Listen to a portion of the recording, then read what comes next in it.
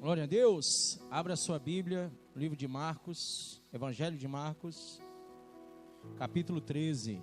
Amém? Versículo 1 do capítulo 13 de Marcos.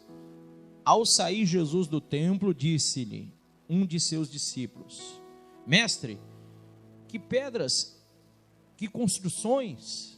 Mas Jesus lhe disse: Vês estas grandes construções? Não ficará pedra sobre pedra que não seja derribada. No Monte das Oliveiras, defronte do templo, achava-se Jesus assentado quando Pedro, Tiago, João e André lhe perguntaram em particular: Dize-nos, quando sucederão estas coisas? E que sinal haverá quando todas elas estiverem para se cumprir?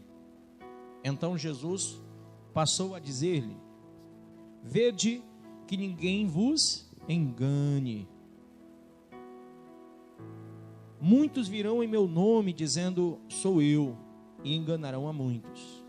Quando, porém, ouvirdes falar de guerras e rumores de guerras, não vos assusteis, é necessário assim acontecer, mas ainda não é o fim. Porque se levantará nação contra nação, vai grifando, e reino contra reino.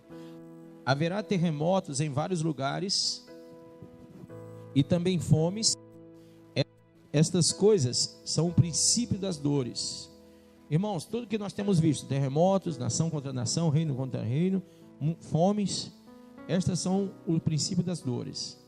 Estai vós de sobreaviso, porque vos entregarão aos tribunais e às sinagogas, sereis açoitados, e vos farão comparecer à presença de governadores e reis, por minha causa, para lhes servir de testemunho.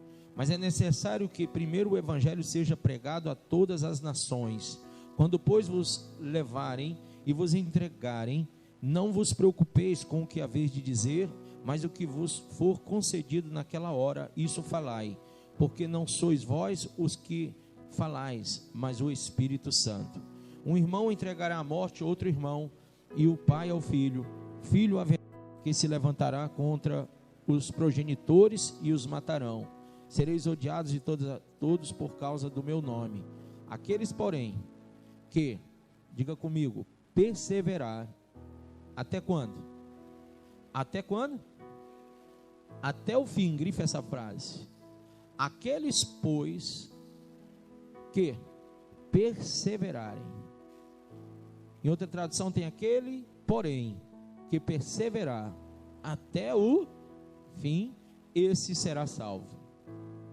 Amém?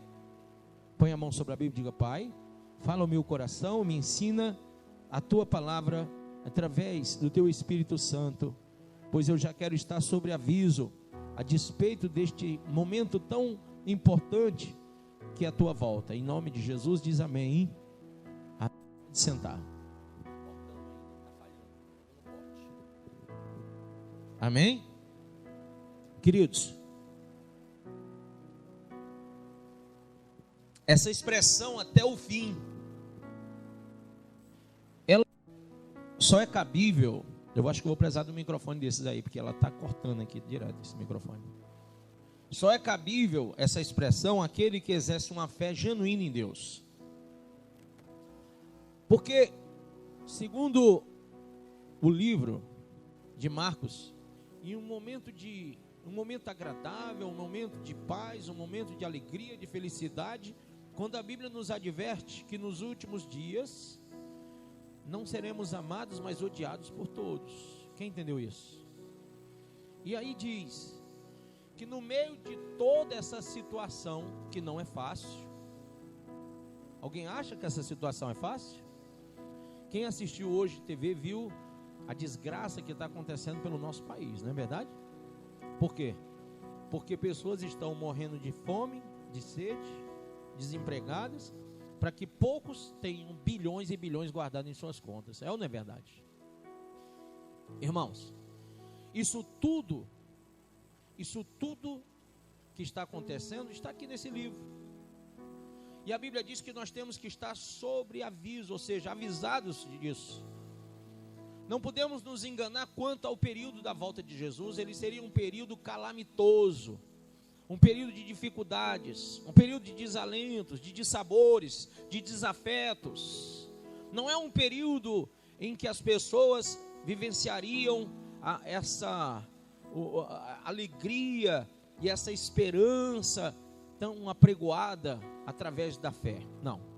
É um momento em que nós nos resguardamos, é um momento em que nós nos precavemos, é um momento em que estamos renunciando, é um momento onde nós temos que tomar atitudes morais e espirituais aguçadas para não sermos engoldados ou enganados por aqueles que viriam se apresentar ou que se mostrariam como se fossem verdadeiros apóstolos de Cristo, ou verdadeiros pregadores, ou mensageiros de Deus. Os mensageiros do Senhor, nessa última hora, têm que estar advertindo as pessoas a respeito dos dias, sobreavisando quer dizer avisando muito, avisando demais, avisando várias vezes, que todos devem realmente ser participantes dos momentos finais, dos momentos que são de dificuldades. E a Bíblia diz que nestes momentos, aquele que perseverar até o fim, esse será salvo. Amém? Não é um momento de desvio moral, não é um momento de desvio espiritual, porque nós temos que nos resguardar. Os infortúnios, eles teriam que acontecer para que nós não nos acalentássemos por coisas materiais, por coisas efêmeras, por coisas que apenas estão à nossa vista. Quando nós vemos a carta aos Hebreus, a despeito da fé, ela é fundamentada em coisas que não vemos, mas é a prova viva daquilo que cremos. Quando você vê a carta aos Hebreus no capítulo 11, nós entendemos que a fé não é algo em que eu possa tocar, ou que eu possa vislumbrar, ou que eu possa me esperançar, porque os meus olhos veem. A verdadeira fé está calcada, está alicerçada, está realmente apalavrada quando eu creio em coisas que são não visíveis, que não são notórias na minha existência, mas pré-avisado por Deus, eu creio que Deus é capaz de fazer coisas infinita vezes mais do que tudo aquilo que eu penso, que eu imagino, tudo aquilo que eu possa esperar nessa terra. A minha esperança está no Senhor. A minha vida está no Senhor, o meu coração está no Senhor, o meu propósito está no Senhor, independentemente das circunstâncias, independentemente dos devaneios, das vicissitudes da vida, independente do que possa vir, do que venha acontecer, do tsunami acolá, da guerra ali, da bomba acolá, da fome ali, do desemprego acolá, independente das doenças, das pragas, independentemente de tudo isso, a Bíblia diz: aquele que perseverar até o fim, esse será salvo. E aí nós temos que entender que esse até o fim, diga comigo, até o fim, devemos permanecer firmes. Diga, abra em Hebreus capítulo 3, versículo de número 1.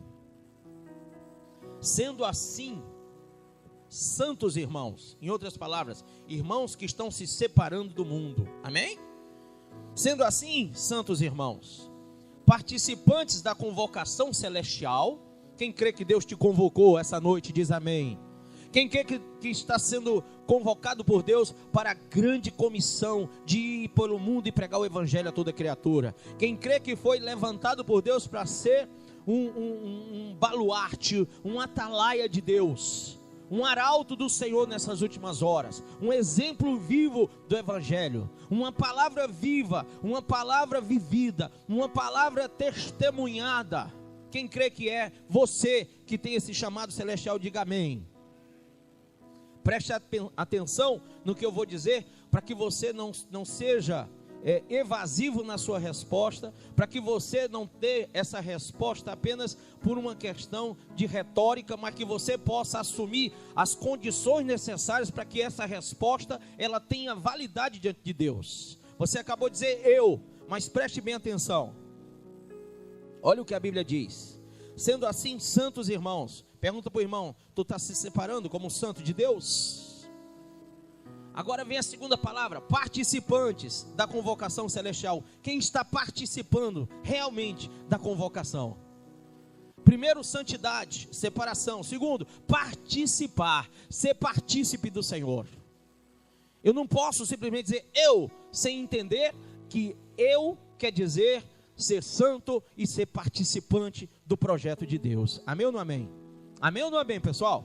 Agora veja. Considerai com toda atenção o apóstolo e sumo sacerdote que declaramos publicamente. Como é o nome dele? Jesus. Uma das poucas partes da Bíblia onde Jesus é chamado de apóstolo. Por quê?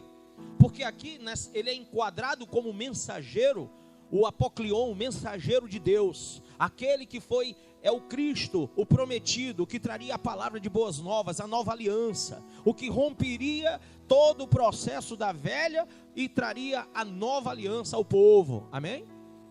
Então aqui, nessa carta aos Hebreus, que supostamente pela teologia foi escrito pelo apóstolo Paulo, supostamente pela forma da escrita, pela maneira das expressões, supostamente Paulo a escreveu, diz assim: ele foi fiel àquele que o constituiu. Vem o terceiro ponto, pergunta para o seu irmão: você é fiel àquele que te constituiu? Quem sabe que foi constituído por Deus? Quem sabe que foi separado por Deus? Que tem que ser participante. E aí, ele diz: ele foi fiel àquele que o constituiu, assim como também foi Moisés em toda a casa de Deus. Jesus foi considerado digno de maior glória do que Moisés, pelo mesmo princípio que o construtor de uma casa possui mais honra do que a própria casa. Quando você vê uma casa pronta, você diz: quem construiu? O cara inteligente, né? O cara sábio, o cara preparado, o cara, sabe, esse cara é excelente. Porque quando você vê uma casa linda, uma casa bonita, uma casa adornada, uma casa trabalhada, uma casa bem organizada, quando você vê aquela belezura de casa, você diz: alguém muito inteligente trabalhou nesta casa, amém? Quando você vê uma casa carcomida, destruída, avariada, uma casa torta, uma casa mal feita, e você observa ela, você diz: quem foi o construtor? Quem foi o malfeitor? Quem foi a pessoa descuidada que construiu de uma forma tão ruim? Então, quando Deus fez o homem, quando Deus fez a mulher, Ele trouxe uma palavra de glória, dizendo: façamos o homem à nossa imagem, à nossa semelhança.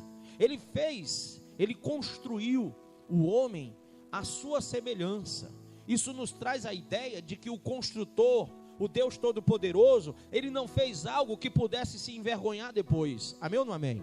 Ele fez algo que realmente seria para a sua glória.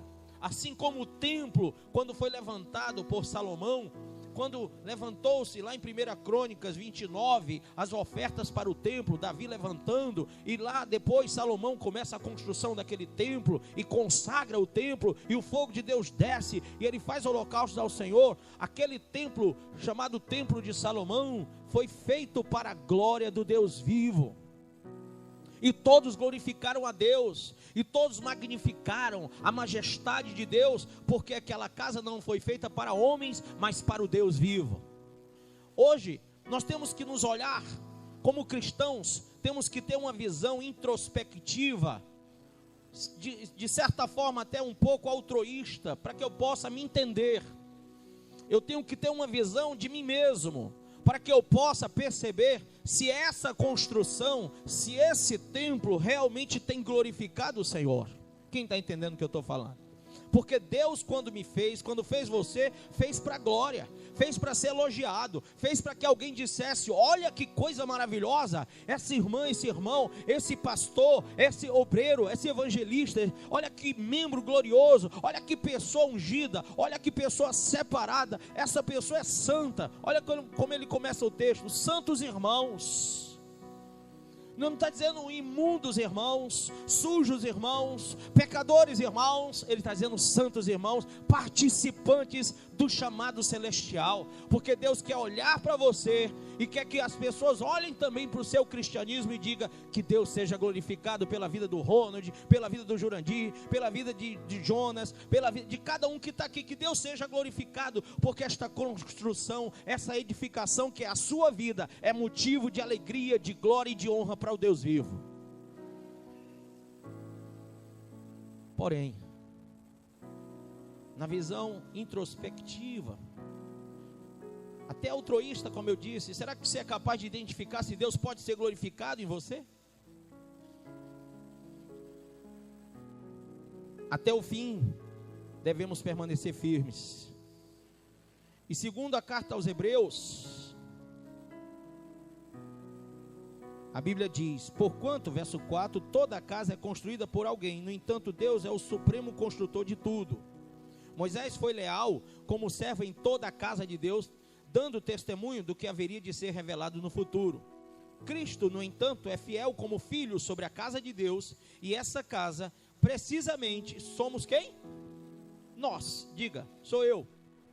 Isto é, se retivermos com fé, perseverante, a coragem e a esperança da qual nos gloriamos. Você só é casa de Deus se você retiver com fé, perseverante. Não é essa fezinha aí, que hora é, hora não é, né? Que hora tá, hora não tá, que assim, que vive nos altos e baixos, nas quedas e nos levantares da vida. Não adianta. Isso não glorifica a Deus.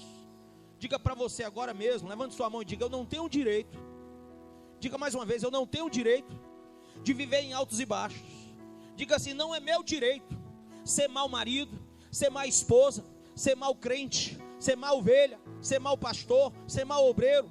Não é meu direito. Levante a mão e diga: não é meu direito viver fraco ou viver forte. Não é meu direito assumir posições contrárias ou a favor de Deus. Diga: o meu direito já foi dado a Deus, e agora eu apenas tenho que viver separadamente e compromissado, como a Bíblia diz, perseverante até o fim no projeto criativo de Deus da minha vida. É seu direito apenas isso, irmão. É seu direito glorificar o Senhor. Não tem essa coisa de estou fraco. A Bíblia diz: diga o fraco, eu estou forte. Mais uma vez, diga o fraco, eu estou.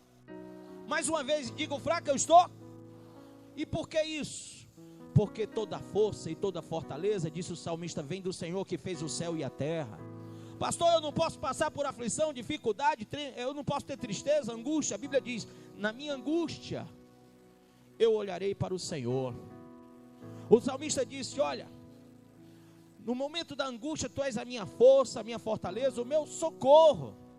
Então, irmão, você tem que crer que você pode até passar por angústia, mas você não tem o direito de sair por aí dizendo que você é fraco, que você é pobre, que você é miserável, que você é caído, que você é prostituto, que você é mentiroso, porque o sangue de Jesus já te comprou lá na cruz do Calvário, e agora você é uma edificação da nova aliança, que tem que glorificar a Deus em tudo.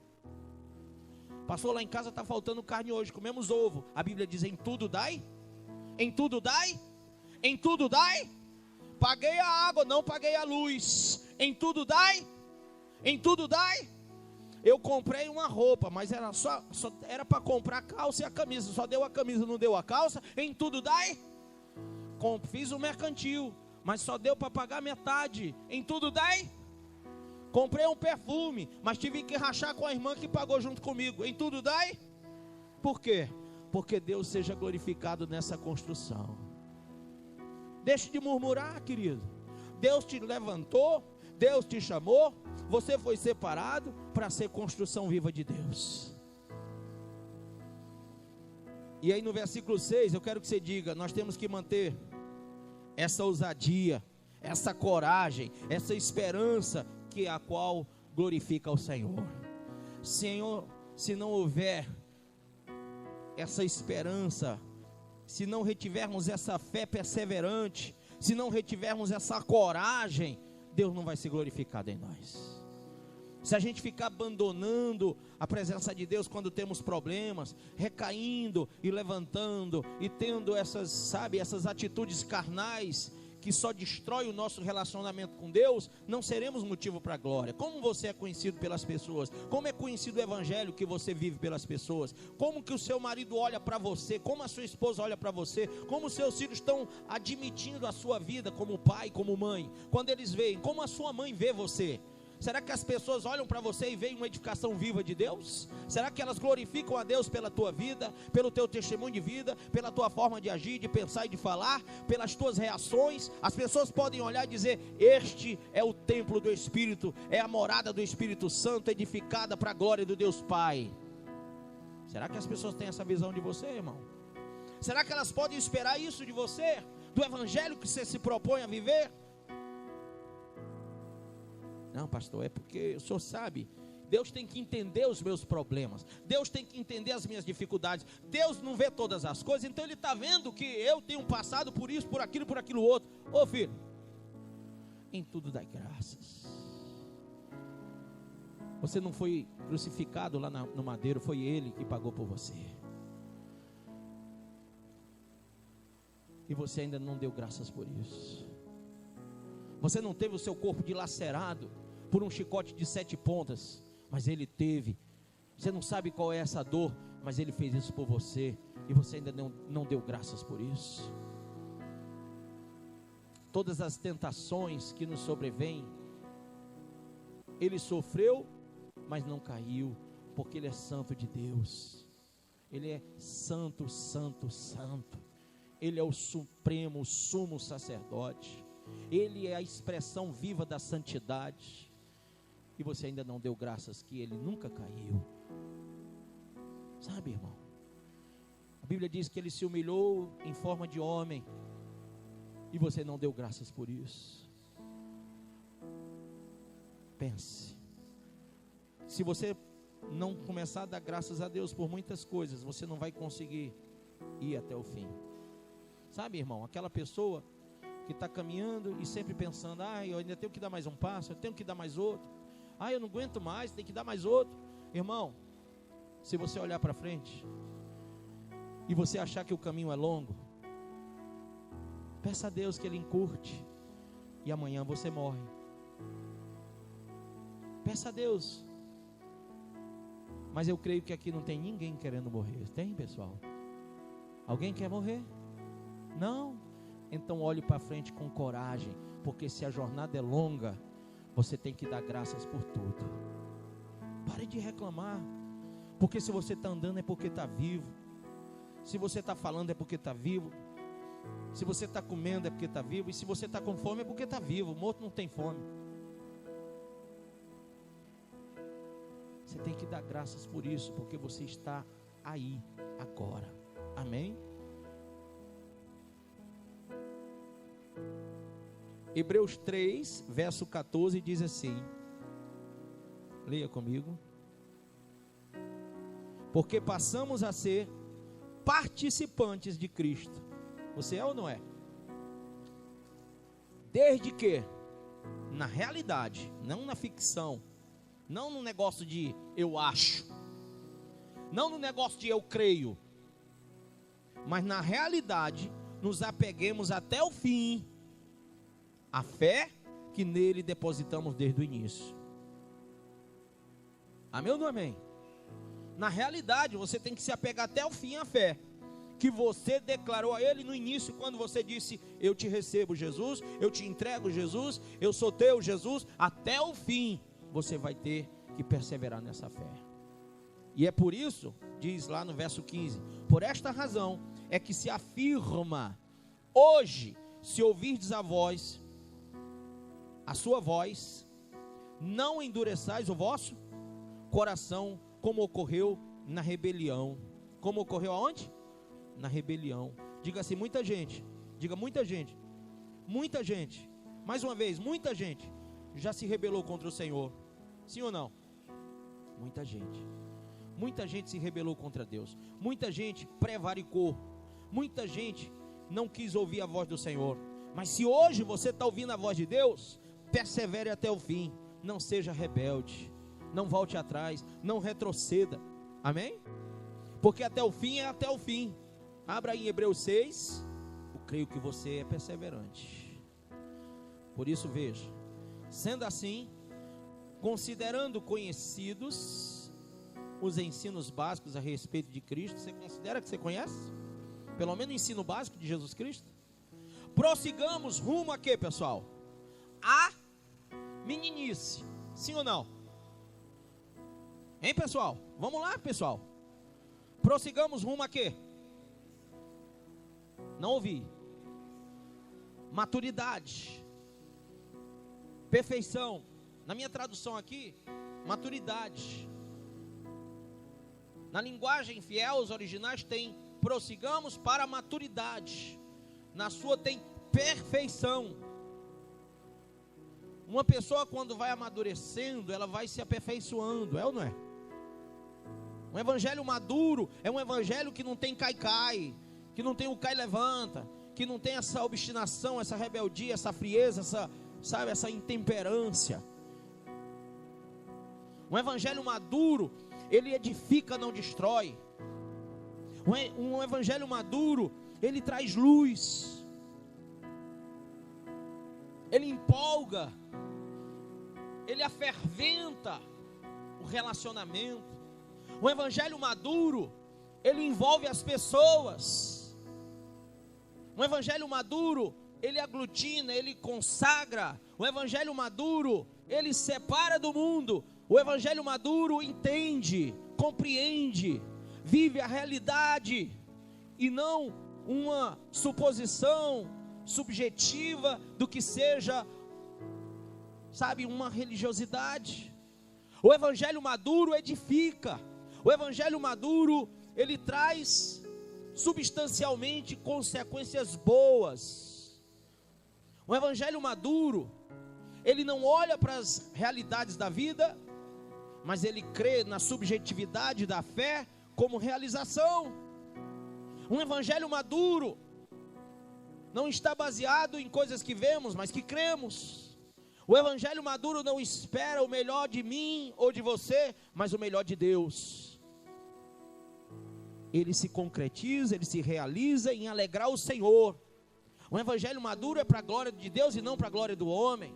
O evangelho maduro, ele vive a sã doutrina, ele absorve o que é bom, ele retém o que é bom e ele tira fora o que não presta. Quando você é maduro, você não precisa de pessoas cutucando você e dizendo que você está errado, isso ou aquilo, porque quando uma pessoa vive um evangelho maduro, ela tem sim um posicionamento firme, um posicionamento concreto em relação às coisas de Deus. E a Bíblia diz que ela se posiciona como no Salmo 91, ela não se desvia nem para a direita nem para a esquerda, irmão. Ela tem um posicionamento divino, ela não olha para trás, como a carta aos Filipenses, mas ela prossegue para onde?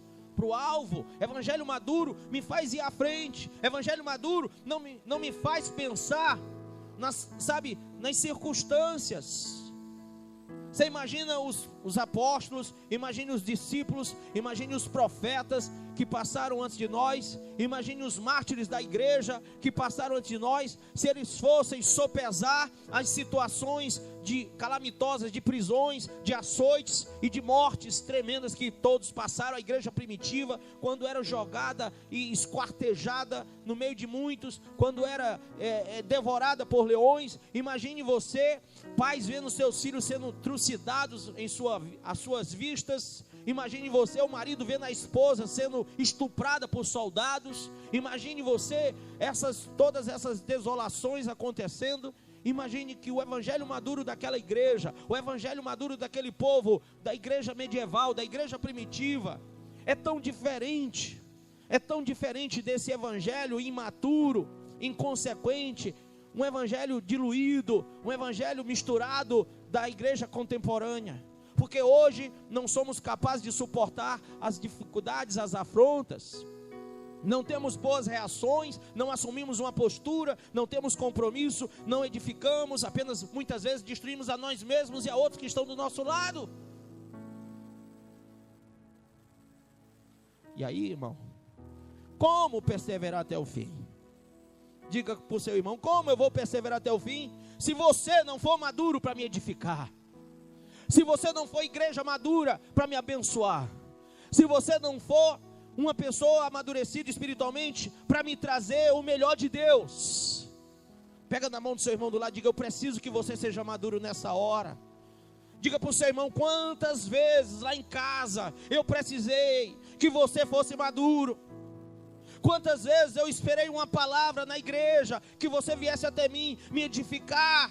Eu olhei para você como exemplo e não vi exemplo de cristianismo. Mas quantas vezes eu esperei isso de você?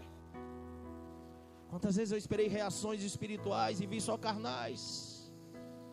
Diga: você tem que ser maduro para me ajudar a perseverar até o fim, porque não está fácil para você, também não está fácil para mim. Não seja egocêntrico em pensar que o problema é só seu. Não, todos nós estamos no mesmo balaio de gato. A Bíblia diz que quem vive no mundo, quem está no mundo, tem que enfrentar todo dia as coisas do mundo. Mas tem gente que acha que foi escolhido para ser o único sofredor. É aquela mulher que chega para o marido e diz: você não me entende mesmo? Você não me entende? Você nunca teve cólica? Você não menstrua? Você não sabe? Você é um egoísta? E o marido do outro lado diz: você não sabe as dores que eu sinto. Não é cólica, mas muitas vezes é de barriga, porque não tenho como pagar as contas. E você não sabe o que é a dor de uma diarreia por não ter dinheiro. Você não sabe o que é uma dor de cabeça porque a pressão subiu. Você não sabe as dores que é ser cabeça de uma casa, do que é chegar e não ter o que mostrar lá. Por quê? Por causa do desemprego. E você, mulher, humilhar o seu marido, em vez de ser coluna edificadora, que chega e diz: meu marido, não baixe sua cabeça, levante, porque Deus é contigo. Como que você vai ajudar seu marido até o fim? Mulher egoísta, que só pensa em ti, que só pensa no teu desejo, na tua vontade. Você quer trucidar o pouco de fé que ainda resta neste homem. E você, homem, você acha que ela tem que lavar, passar, engomar e fazer tudo para você? Você ainda não pensou que ela também pode estar cansada, enjoada, até grávida? E a culpa não é dela, é dos dois.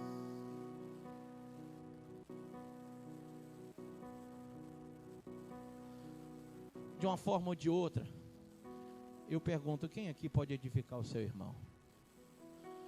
Quem pode edificar seu marido? Quem pode edificar seu pai, sua mãe, seu irmão?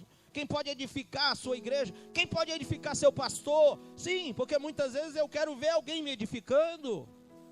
Eu sinto falta de ombros. Eu sinto falta de mãos que levantam as minhas mãos na hora das batalhas. Ninguém pode ser a palmatória do mundo, nem um pastor, nem a ovelha. A ovelha quer olhar para o pastor e dizer: esse aí é o suprassumo do evangelho. Não, meu irmão. Se você for olhar, às vezes está mastigado, precisando de um apoio, mas a igreja fica toda olhando e dizendo: não, ele aguenta. Ele é cheio do Espírito Santo, muito mais do que eu. Eu sou uma construção viva de Deus e você é outra, filho. E nós juntos formamos um corpo que não pode estar separado, que tem que apoiar um ao outro. Amém ou não amém? Deus apenas me deu uma função, e essa função eu estou tentando fazê-la da forma como Deus quer. Nem sei se eu consigo, irmão. Nem sei se eu sou capaz. Nem sei se eu tenho conseguido fazer isso na sua vida. Eu nem sei se eu estou sendo aprovado realmente. Mas eu sei de uma coisa. Eu sei o Deus que tenho crido e que é poderoso. E eu creio que ainda que eu não consiga fazer o melhor, tentando fazer, Deus é comigo. Sabe, se o teu marido te desapontou, se a tua esposa te desapontou, se o teu filho desapontou, se teu pai desapontou, preste atenção. Deixa de julgar o teu irmão, o teu pai, o teu marido, a tua esposa, o teu filho, e pensa só um pouco, que no lugar de você estar julgando e maltratando e batendo e destruindo, você deveria estar edificando e construindo e apoiando. Assim vamos conseguir até o fim. No meio de um Brasil com tanta destruição, a gente pode, como igreja, aguentar mais um pouco, até a volta de Jesus. Amém? Se todos os irmãos forem unidos numa mesma fé e no mesmo pensamento, a gente consegue até o fim. Então,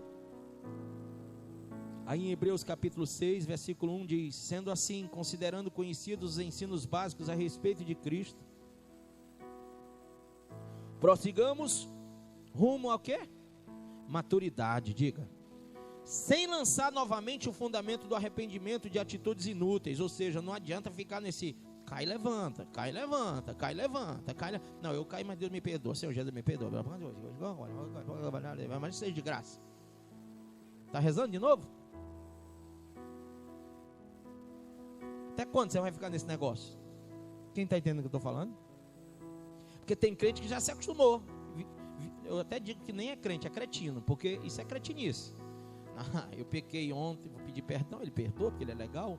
Amanhã eu caio de novo, ele perdoa porque ele é legal. Depois eu caio de novo e ele perdoa porque ele é legal. Porque eu sei que fazendo aquela oração do perdão, do arrependimento, ele vai me perdoar porque ele é legal. Eu quero te apresentar o Deus que vai julgar a tua vida, que é onisciente, onipresente e onipotente, que sabe muito bem por que você está caindo e levantando. Ele não vai tomar ninguém por inocente. E ele mandou o Espírito Santo para convencer o homem do pecado, do juízo e da justiça, e não para ficar no cai e levanta.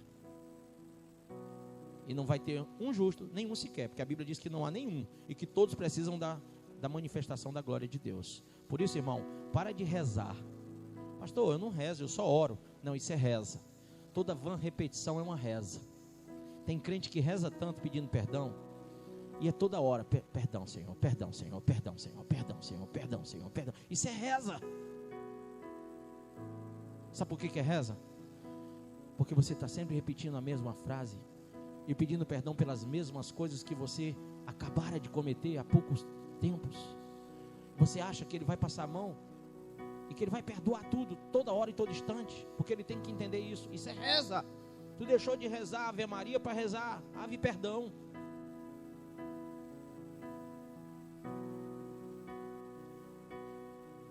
Por que você não faz uma outra reza?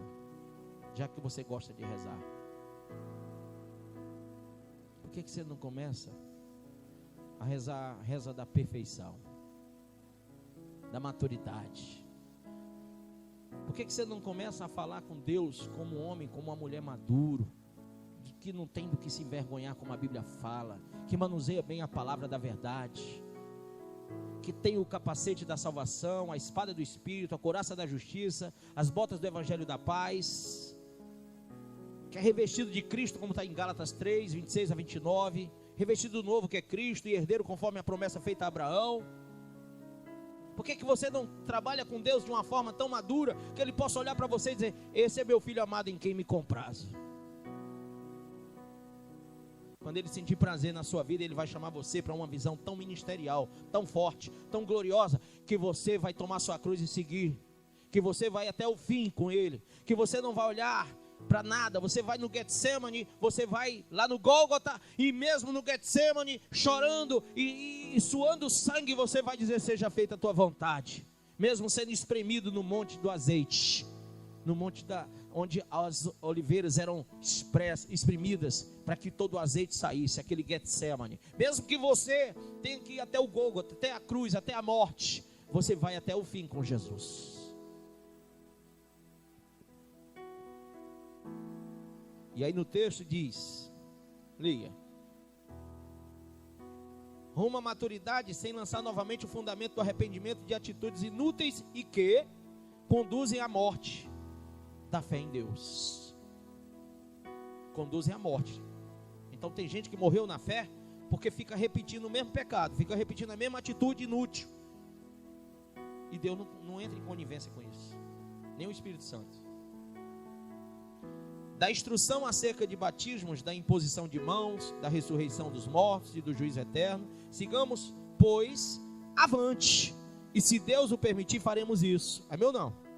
Ora, é impossível para aqueles que uma vez foram iluminados, experimentaram o dom celestial e se tornaram participantes do Espírito Santo e provaram os benefícios da palavra de Deus e os poderes da era que há de vir, mas apostataram da fé.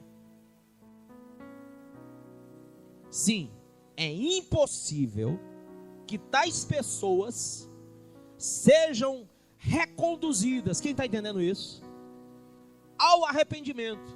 Alguém me perguntou ontem, pastor, se pessoa X, que apostatou, que rebelou, que fez isso e aquilo outro, quiser voltar, o senhor recebe?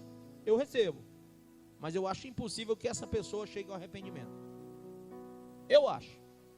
Ela vem e ela vai, ela vem e ela vai, ela vem e ela vai, e fica no vai e vem, na gangorra, até que ela vai e não volta mais. Por quê? Porque ela não, a Bíblia diz que é impossível essa pessoa que provou as coisas do mundo vindouro, que provou a glória de Deus, que aviltou-se, porque você é templo do Senhor, profanou-se, rejeitou a glória, voltar ao arrependimento. É difícil, é impossível, a Bíblia diz. E a Bíblia diz: tendo em vista que contra si mesmo estão crucificando outra vez o Filho de Deus e zombando publicamente dele. Quem conhece um desviado, levanta a mão. Quem conhece um desviado, levanta a mão. Quem conhece um desviado, levanta a mão. Todo mundo conhece. Quem nunca viu um desviado? Esse desviado, ele não precisa fazer assim, ó, para zombar do Filho de Deus, não. A vida dele, o pecado que ele está cometendo, o desvio moral que ele está praticando, é uma zombaria. Quem está entendendo? Você sabe o que é o construtor da casa? Olhar para a casa que ele construiu com tanta perfeição, com tanta maturidade, e de repente ver a sua casa destruída? Leia, não agora, em casa, Ageu capítulo 1, e veja como o Senhor falou através de Ageu sobre a casa dele e disse: é tempo para vós cuidardes das vossas casas, enquanto a minha casa está deserta, diz o Senhor. Cuidais que a vossa casa fique apainelada, cuidada, zelada, enquanto a minha está destroçada. Trazei madeira de acácia, trazei ouro, trazei prata, trazei tudo, para que a minha casa seja edificada no mais alto monte. E assim eu terei prazer de vós e vos abençoarei em ver a minha casa novamente edificada. Quem entendeu isso? Quando Salomão construiu o templo foi derrubado. Depois veio Zorobabel, levantou um segundo templo meia boca, caiu também. Depois, na época de Herodias, levantaram o terceiro templo, que já não tinha mais mesma suntuosidade que foi feita através de Davi e Salomão. E aquele ali, Jesus chegou e viu os vendilhões lá, viu toda a estrutura religiosa ali, bem organizada, viu toda a moléstia religiosa sendo, carcomindo o templo. Ele olha para aquilo e diz: vocês não vão mais me ver nesse lugar, vocês não vão mais me ver aqui. Vocês estão vendo essas pedras, essas coisas, essas edificações? Eu digo para vocês, não ficará pedra sobre pedra de tudo isso. E por quê, Ronald? Porque os homens olhavam para o templo e diziam: este é o templo do Deus vivo. E ele está dizendo: não ficará mais pedra sobre pedra. Porque agora não interessa para Deus um templo erguido por mãos humanas. Quem está entendendo isso? Eu queria que muitos pastores que hoje constroem os seus templos e são, altamente, digamos, glorificados em seus templos, porque não são templos de Deus, são templos do homem, porque o templo de Deus somos nós e não as paredes da igreja. Quem entendeu isso? Eu queria que eles percebessem que Jesus rejeitou a construção, porque Ele queria edificar você e a mim como templo e morada do Espírito. O que Ele quer ver, Ele quer olhar para a Jéssica, Ele quer olhar para o Caio, Ele quer olhar para a Regina, Ele quer olhar, para cada um de vocês e quer dizer assim: que belezura, que cristão lindo, que coisa perfeita que eu fiz, que coisa santa, magnífica, que templo cheio do meu espírito, iluminado, cheio do azeite. Quem está entendendo isso?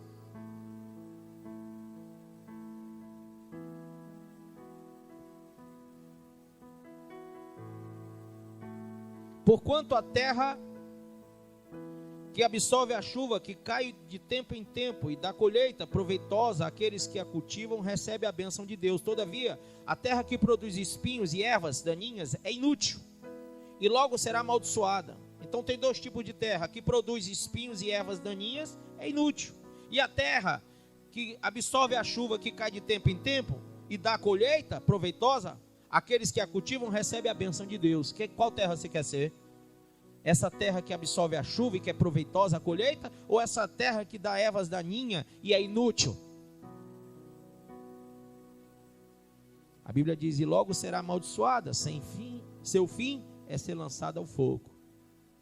Quanto a vós, outros, no entanto, ó amados, estamos convencidos de que a vossa situação é muito melhor, sendo beneficiados com as bênçãos decorrentes da salvação, porquanto Deus não é injusto para se esquecer do vosso trabalho e do amor que revelaste para com o seu nome, pois servistes os santos e ainda os servis. Desejamos, contudo, que cada um de vós demonstre o mesmo esforço dedicado até quando? Até o fim.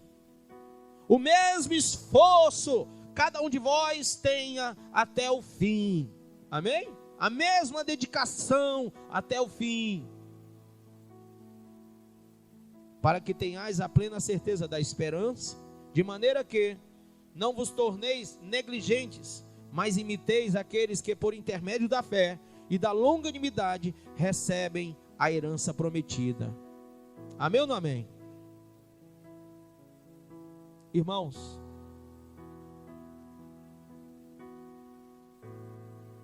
e até o fim, com tudo isso, é a nossa missão, amém? Diga para o seu irmão: devemos manter até o fim esta missão, esse propósito. Apocalipse 2, 26 diz o seguinte, veja: ao vencedor, aquele que permanecer nas minhas obras, até quando? Até o fim. Eu lhe darei autoridade sobre as nações, e ele as governará com cetro de ferro, e as reduzirá a pedaços como se fossem vasos de barro. Eu lhe concederei autoridade semelhante à que recebi de meu Pai. Também lhe darei a estrela da manhã. Aquele que tem ouvidos compreenda o que o Espírito revela às igrejas. Só para aquele que vai até o fim vai ter glória, vai ter honra. Só para quem vai até o fim com a sua fé.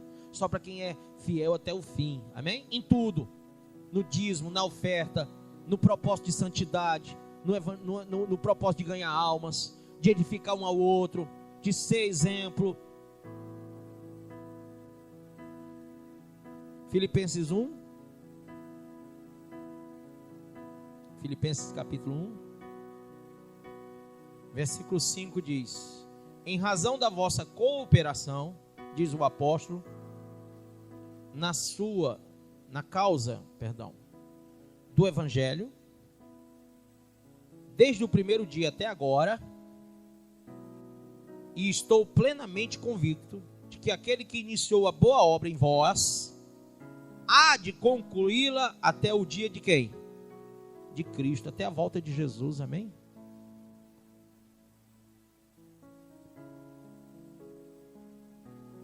Ora, é justo que eu me sinta assim a respeito de todos vós, pois estáis em meu coração, já que todos sois participantes comigo da graça, tanto nas correntes que me prendem, quanto na defesa e na confirmação do Evangelho. Amém ou não amém? O povo não estava lá com o apóstolo somente nas coisas boas.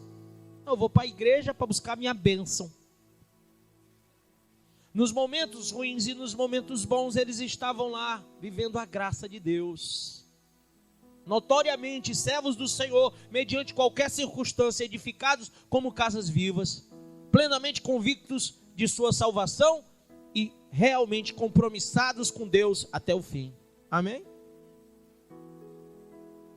Então, até o fim, diga para o seu irmão, é até o fim. Sereis odiados de todos por causa do meu nome. Aquele, porém, que perseverar até o fim, esse será salvo. Você quer ser salvo, irmão? Persevere até o fim. Amém? Persevere até o fim. Viva até o fim. O toque de Jesus pode fazer isso. Amém? Quem crê que o toque de Jesus pode fazer essa mudança na sua vida? Fecha os teus olhos, levanta a mão direita e diga: quando Jesus tocou em meu viver, eu posso me lembrar da esquife que ele tocou e o jovem se levantou. Estava morto, mas reviveu. Diga: quando Jesus me tocou, eu posso me lembrar quando ele purificou, tocando o leproso. Diga: a lepra saiu de mim. Diga: quando Jesus me tocou, eu posso me lembrar da cura que foi realizada na sogra de Pedro. Diga: quando Jesus me tocou,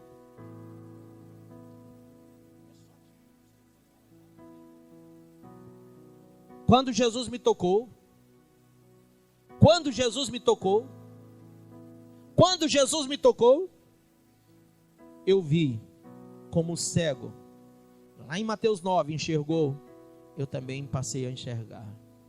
Diga: quando ele me tocou, assim como o surdo mudo falou e ouviu, eu passei a ouvir a voz do Espírito Santo. Diga: quando Jesus me tocou, ele me tocou, e eu senti a bênção de uma criança nas mãos do Pai. Você está sendo tocado pelo Senhor agora. Por favor, fique de pé, mas não abra os olhos. Só sinta o toque de Deus. Ponha-se de pé com a mão no seu coração e creia que Jesus tocou você agora. Você acabou de ouvir essa poderosa ministração da palavra de Deus. Eu creio que sua vida foi abençoada. Eu quero que você ore comigo, profetizando sobre a sua vida a salvação que vem de Cristo Jesus. Ore conosco. Deus Pai, em nome de Jesus, nós te agradecemos por esta palavra e que o Senhor possa abençoar a vida de cada um que nos viu, que nos ouviu nesse dia. Deus Pai, em nome de Jesus, que esta pessoa esteja agora entregando a sua vida, recebendo a salvação que vem do Senhor. Pois assim, Pai, nós profetizamos salvação, cura, libertação, em nome do Pai, do Filho e do Espírito Santo de Deus. Amém.